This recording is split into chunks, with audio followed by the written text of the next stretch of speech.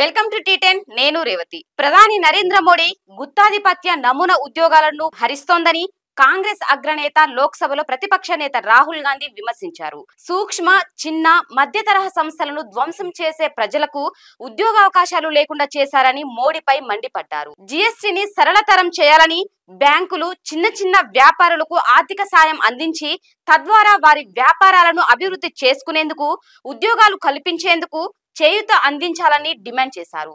జమ్మూ కాశ్మీర్ ఎన్నికల ప్రచారం సందర్భంగా యువ ఔత్సాహిక పారిశ్రామికవేత్తలతో నిరాశ నిస్పృహలు చూశానని, దేశంలో చిన్న చిన్న వ్యాపారాలు చేసుకునే వారు పడుతున్న ఇబ్బందులకు ఇది అద్దం పడుతుందని చెప్పారు.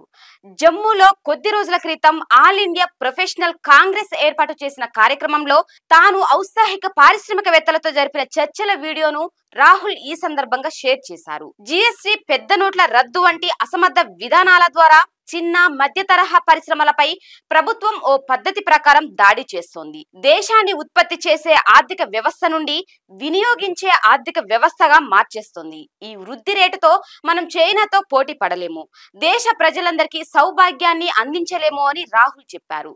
గుత్తాధిపత్యం చెలాయిస్తున్న 5-10 మంది నుండి చిన్న, మధ్య తరహా వ్యాపారులు తీవ్రమైన దాడిని ఎదుర్కొంటున్నారని తెలిపారు. ఇది ఇవాల్టి న్యూస్. చూస్తూనే ఉండండి టీ10.